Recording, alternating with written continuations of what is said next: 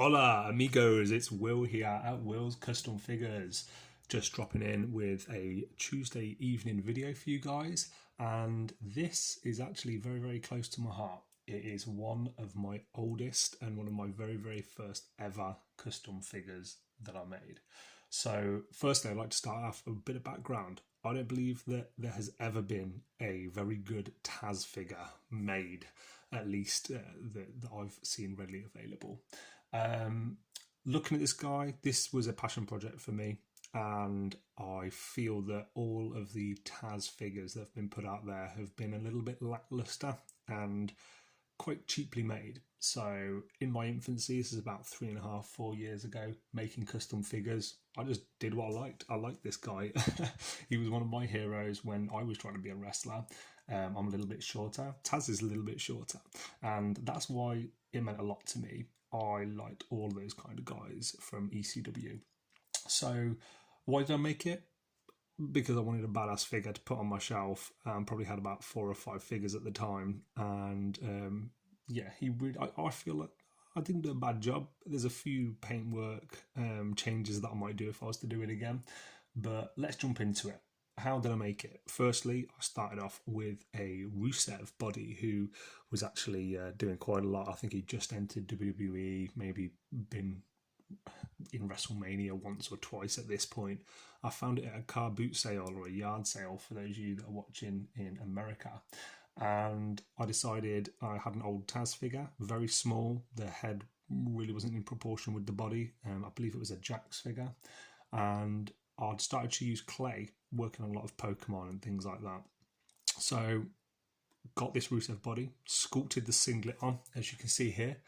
The legs as well actually had shorts, so rather than changing the legs around, I just put a little bit of clay over and tried to use my skills there to I'll bring it a bit closer.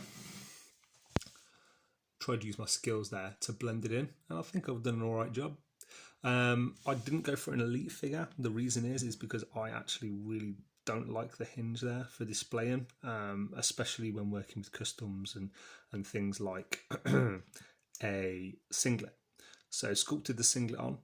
What I would always say is do it in stages. So if anyone is thinking about making their own figures, and I'm certainly no expert, I would always say do it in stages. I added the head first with clay, made sure that was nice and firm on there. As you can see, it doesn't move.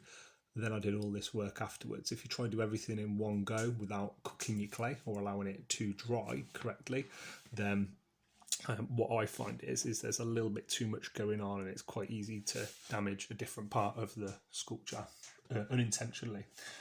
So tools wise, I just used some steel sculpting tools, even used things like spoons and knives just from my kitchen drawer. Parts, as mentioned, the Taz Jax head, as well as some Vallejo paints. And cost wise, this probably cost me maybe £5 to make. All the parts were from car boot sales, and the time put in, I'd probably say 4 to 5 hours worth of painting. There are lots of flaws. Some of the flaws, such as the boots, the skin colour don't match up exactly with the face to the body, but I do think that I learned a lot about working on the tattoos and the artwork on the figure. Articulation is what you would expect from a basic figure, but I tend not to move them too much around. As you can see, there are some scuff marks just because of the age of this guy. You could probably do with a bit of a repaint. But as it was a passion project, as you can see, working on some of the Taz tattoos, even going into the detail on things like the dragon and the FTW, really meant quite a lot to me. The boots in reflection could have been changed out, but either way, I'm really happy with how it turned out, and I hope you guys like it as well. The final touch, Taz on the back. Hopefully, if he were watching this now, he'd feel I did him justice. And yeah, guys, I hope you've liked the video. If you have any questions, please feel free to send them to me. You can contact me via my Facebook, my Instagram, or on here, and I'll reply to all of your messages. I look forward to hearing back from all of you guys, what your feedback is on this figure. And considering it's so many years old, I think I've progressed quite a lot since when I made this. I look back at this guy quite fondly, and I'm really pleased with how it turned out. and I look forward to speaking to you all on the next one. Take it easy, guys.